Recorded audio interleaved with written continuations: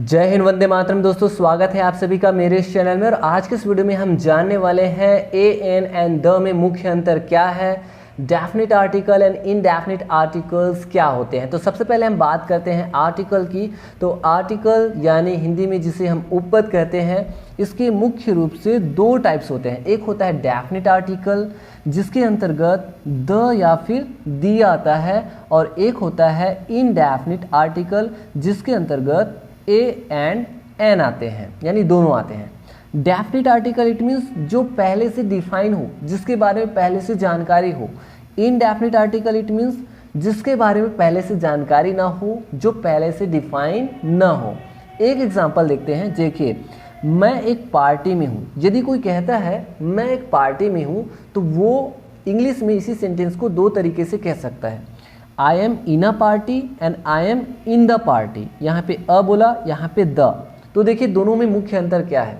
यदि सामने वाला कहता है I am in a party और वो किसी को बता रहा है, जैसे आप फ़ोन कर रहे हो, आप फ़ोन करके कहते हो तुम कहाँ हो, वेयर आर यू, और वो कहता है I am in a party, it means आपको पार्टी के बारे में बिल्कुल भी पता नहीं है। यानी आप पार्टी के बारे में नहीं जानते कि वो कौन सी पार्टी में है, वो शादी पार्टी में है या बर्थडे पार्टी में है ना, या कोई भी पार्टी में, आपको उसके बारे में जानकारी नहीं है। इसीलिए वो कहेगा I am in a party. लेकिन यदि आपको पहले से ऑलरेडी पता है कि नहीं वो इसी पार्टी में है, आपको पता है उसके बारे में, तब वो आपको ये नहीं कहेगा कि I am in a party, वो क्या कहेगा I am in the party. यानी आपको उसके बारे में पता है, यानी सामने वाले जिसको वो बता रहा है उसे इस पार्टी के बारे में इंफॉर्मेशन है, डिफाइन है, जानकारी है, इसलिए वो किसका यूज़ करेगा, द या फिर दी का यूज़ करेगा। तो वो कहेगा I am in the party. तो आप समझ गए हैं कि definite article and indefinite article क्या होते हैं। और भी एग्जांपल्स के थ्रू हम समझ लेते हैं। देखिए एक और एग्जांपल है, जैसे वो कहता है मैं एक मीटिंग में हूँ। तो देखिए वो दो तरीके से कह सकता है, I was in a meeting and I was in the meeting. यदि वो कहता है I was in a meeting, it means आपको उस मीटिंग के बारे में जानकारी नहीं है। यदि वो कहता है I was in the meeting, it means आपको इसके बारे में जानकारी है, इसलिए वो कहेगा I was in the meeting, मैं एक मीटिंग में था। नेक्स्ट और है I was in blank unwanted meeting, मैं एक अनचाही मीटिंग में था। तो यहाँ पे क्या आ जाएगा, एन आ जाएगा।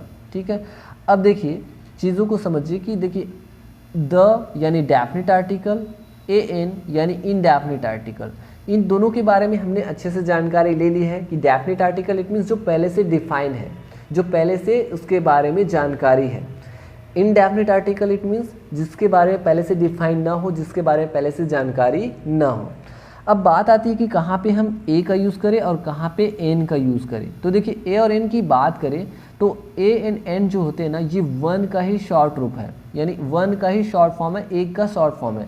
यानी कोई चीज़ है, कोई नाउन है, तो वो उसकी संख्या एक है तभी हम ए या फिर एन का यूज़ करते हैं। जबकि द की यदि हम बात करें तो द का यूज़ हम एक वस्तु के लिए, एक से ज़्यादा वस्तु के लिए, जिसे हम गिन सकते हैं काउंटेबल, जिसे हम नहीं गिन सकते अनकाउंटेबल, सबके साथ यूज़ करते हैं। ठीक है, तो ये भी एक मुख्य अंतर है।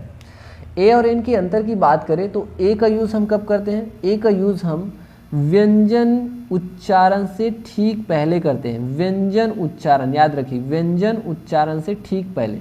जैसे आप हिंदी में पढ़ते हैं ना, अ आ ई, ये क्या होते हैं, स्वर होते हैं, है ना। क ख ग घ ये व्यंजन होते हैं। तो व्यंजन उच्चारण से ठीक पहले हम ए का यूज़ करते हैं। जबकि एन का यूज़ हम कब करते हैं, एन का यूज़ हम स्वर उच्चारण से ठीक पहले करते हैं। स्वर उच्चारण इट मीन्स अ आ ई उ, ये सब क्या होते हैं, आहा तक, ये स्वर उच्चारण कहलाते हैं। तो इस तरह से दोस्तों आज के इस वीडियो लेक्चर में हमने जान लिया कि ए एन एंड द में मुख्य अंतर क्या होते हैं। आई होप कि आपको आज का जो वीडियो लेक्चर है काफ़ी अच्छे से पसंद आया होगा। तो मैं मिलूंगा नेक्स्ट वीडियो लेक्चर में, तब तक के लिए आप हंसते रहिए, मुस्कुराते रहिए, एंड थैंक यू।